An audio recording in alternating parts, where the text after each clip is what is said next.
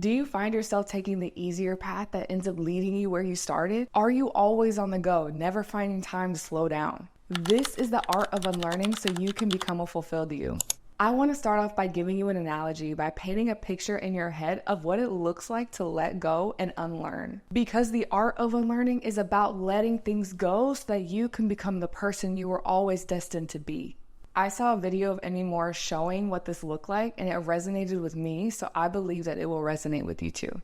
If you can imagine holding a bunch of stuff in your hands, so many things that if you added anything else, you wouldn't be able to carry it anymore. One thing you're holding is the fear of success, the doubt that you'll never be capable of living your dream life, the worry of how you're going to pay your bills, the wall you've put up because you can't trust anyone. You trying to condemn yourself for faking it in front of people when you know you feel very unhappy on the inside. You got the money and it didn't make things different like you thought. When we let go, we allow ourselves to receive. That is when the shift happens. Allow your mind to be renewed and come in this video with an open heart, being ready to receive. Unlearning mindsets, habits, the familiar is something that was very hard for me to do. But I realized that it was truly holding me back and keeping me stuck in a place that I was trying to move out from. As I mentioned in the How to Actually Become the Most Fulfilled Version of Yourself video, what my therapist told me is that I tend to overshare out of the fear of conflict. So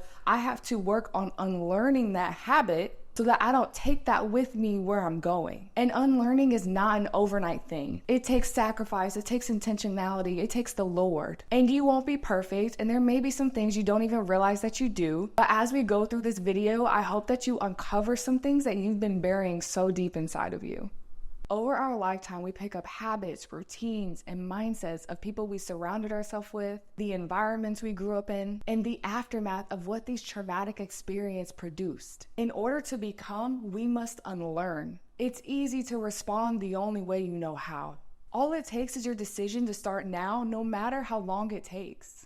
You commit today, right now, and say, today is the day that I'm choosing to take back control of what I can control. And that is your mindset, your habits, and your actions. Unlearning can feel like a loss of self because it's all you've ever known. But everything you feel like you've lost, the Lord will replace it and provide you something so much better that you wouldn't even believe it if He told you. Here are 8 beliefs that are contributing to holding you back. Things that I've struggled with before and sometimes struggle with now. Seeking approval from others. This is when you constantly look for validation from other people around you to make you feel like you are enough. You might find yourself making decisions based on what other people think, or even waiting for approval in order to move forward. Unlearning this means realizing that your worth does not come from other people's opinions, but from God and from your own self-assurance. God validates you. You are not validated by other people. The Lord spoke that to me one day. I validate you. And that has stuck with me ever since. So now I'm able to move a different way because I don't walk in fear of what other people think about me. I don't walk and not do something because this person over here might judge me. I do it because the Lord called me to do it and because He validated me. Although it may not seem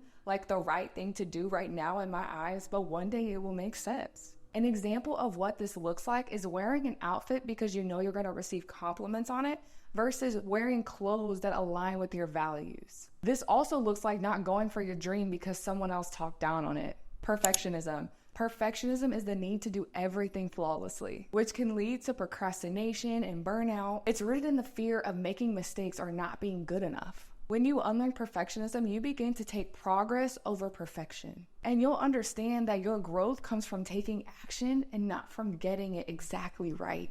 I've talked about this in therapy before. Feeling the need to check all the boxes just so that I can receive love. Feeling unworthy if I don't. But I've learned that that is not how the Lord treats us. That love is given to me freely. Fear of failure. The fear of failure can cause anxiety because your mind is making you think that making a mistake or not succeeding will define you. This fear can prevent you from trying new things or stepping outside of your comfort zone. Unlearning this involves understanding that failure is a part of the learning process and it doesn't reflect your worth. Instead of avoiding new opportunities because you're afraid of failing, unlearning this belief allows you to take risks. Knowing that failure is just feedback, it is not a final destination. The same strategies always work. We have to get rid of this belief. What worked in one season may not work in this next season. What got you here isn't always going to bring you there. This belief comes from what worked in the past will continue to work now. But life moves in seasons, and seasons always change, and different challenges require different approaches. Unlearning this means being flexible and being open to adapting your strategies when the circumstances change. An example of this is maybe you relied on a strict daily routine in the past, but now you're in a new season where flexibility is more effective. Unlearning this belief would allow you to adjust your routine to fit your current needs without feeling like you're failing. Worrying. Worry is often rooted in the fear of the unknown or the need to feel in control. When you're constantly worrying, it robs you of peace. It robs you of your joy. Unlearning this means trusting God's plan, letting go of the need to control everything, and finding peace even when the outcomes are uncertain. Anytime I find myself worrying, I read Matthew chapter 6. It saves the day every single time. Doubt. Doubt is the uncertainty of your abilities, your future, or even God's plan for your life. It keeps you stuck in a cycle of second-guessing everything. Unlearning doubt requires faith.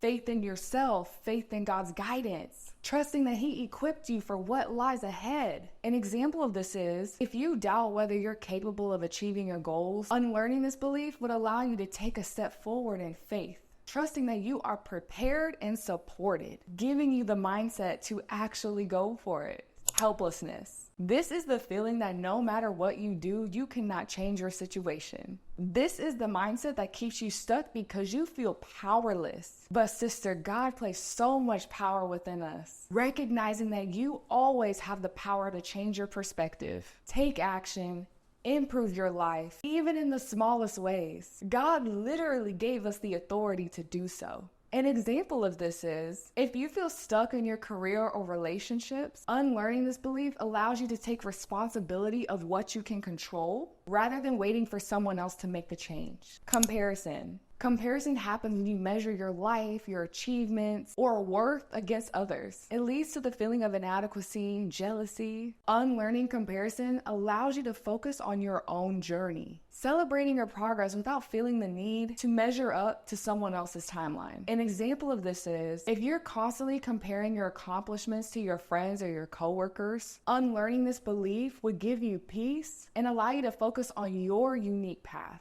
And recognize that everyone's journey is different. Unforgiveness. Unforgiveness is holding on to resentment or anger towards someone, or even yourself for past hurt.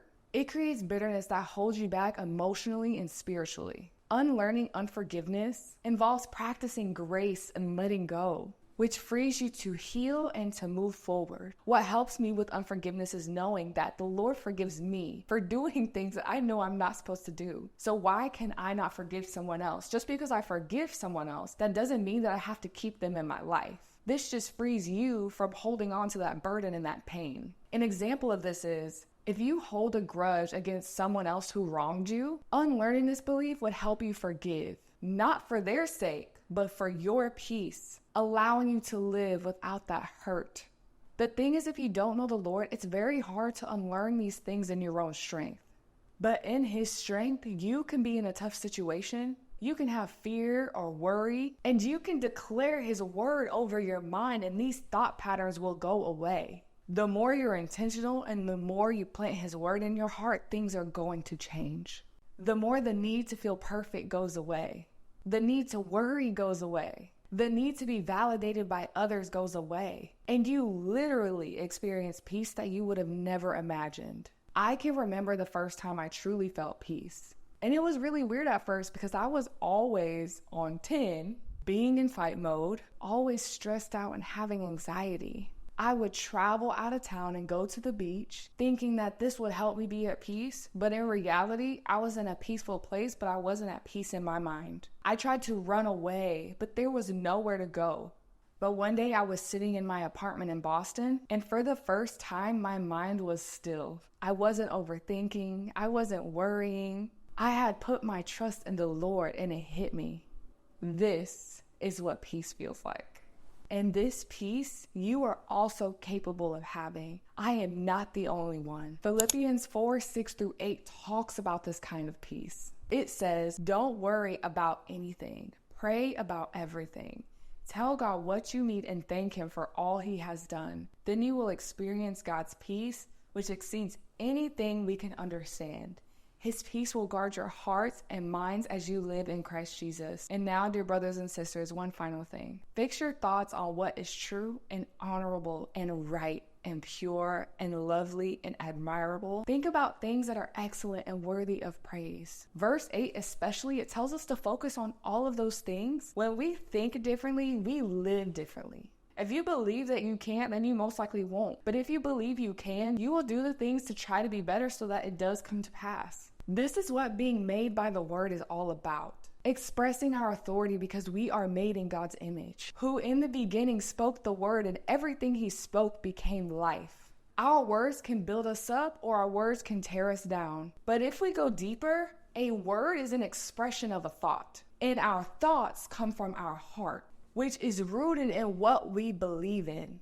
Do you believe life can actually be better? Do you believe that you can be healed? Do you believe that this is just for a season? Do you believe that there is purpose in your pain? Do you believe that you can feel just as good on the inside as you look or perceive to be on the outside? Do you believe a day will come where you won't have to fake it anymore? Do you believe that you are called and appointed to do something that only you can do? If you answer no, that is okay. That is what the Best Believe Journal is for. To help you be able to say yes to these questions. That after committing to be different, committing to change and letting go of the excuses, you will walk away from the uncomfortable, comfortable life that you're living and walk into your destiny. The key to freedom is in our mind. Where the Spirit of the Lord is, there is freedom. The Spirit of the Lord dwells within you if you have accepted Jesus into your heart. And if you have not, then come on, sister, what you waiting for? So what are some practices you can do today to shift your mind? Daily gratitude. Being thankful for what you have and shifting from a lack mindset to a mindset of abundance. Vision board. Write out the person you can be. Even if it's hard to imagine right now, think about how you want to feel and what that would look like so that you can build the belief that this is possible. I know for me a long time ago, instead of making a vision board, I actually put a screensaver on my phone that reflected where I was going. And then in the future, I did the vision board because I wasn't really a person who wanted to cut out the paper and put it on. But you can also do like a mood board collage on Canva if you wanted. And then you just thank God that it's already done. Because if it's in His will for your life, it is going to happen. He doesn't give us these desires for no reason. A purposeful action plan. Break your goals down into actionable steps. And just take one step at a time. Take it day by day, moment by moment. And don't worry, we're going to go more in depth about this in an upcoming video. Having faith, believing without seeing, but knowing that it's going to come to pass. Prayer.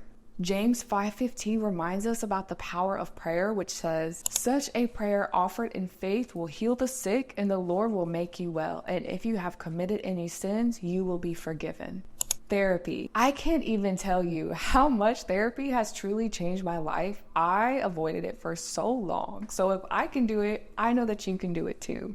It is really helpful because the therapist will just ask you all of these questions to really help you find out the root of the issue of where all of this is coming from. Because a lot of us have buried memories so deep, suppressed things so much that it's hard to even think about it on our own. And it'll really give you insight and clarity on how you can move forward, truly helping you get over these emotional blocks and walls you have set in place out of a trauma response. Be intentional, meaning you're noticing what's triggering you, you're noticing how you're responding, and over time you'll start to notice just how much you can recognize when your emotions are getting out of hand. Whenever I get angry or I have a feeling of anger coming, I know how to stop myself in the track and reframe my mind.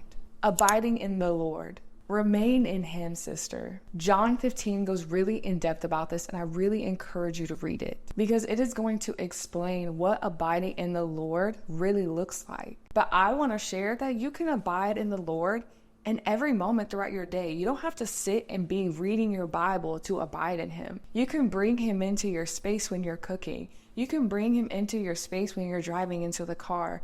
You could ask Him questions while you're shopping at the grocery store. Father, which milk should I pick? And even after these practices, you won't be perfect. And I'm going to keep reminding you this because I was someone who really struggled with perfectionism. And this is a great reminder that someone had to do for me. So I'm going to do it for you too. Even I still sometimes struggle. But the difference is I know how to reframe my mind. I don't sulk in those beliefs. I don't sulk in those emotions. And Philippians 4:9 says that we must put into practice everything that we learn. And once we do that, God's peace will be with us. So everything I'm telling you today, apply this to your life. Don't just hear it and let it go out the other ear. Do something with this information because when it is applied, you will see how refined you are and how much you're going to evolve. It takes time. It takes consistency, but it's worth it, sister. You are capable of living a life that you love, living a life that you're actually fulfilled in. I'm so excited to help you go more in depth on journaling, to help you create a habit that you can be consistent with, because by doing this, you're able to track your progress. I pray this episode blessed you, sister, and that you re-listen to this as many times as you need. If you need more support on your journey, make sure to follow me on all social media platforms at Michaela Inspires. You can also listen to my podcast, Best Believe. And if you need some intentional daily help, you can use the Best Believe journal provided by Made by the Word. I love you. Bye.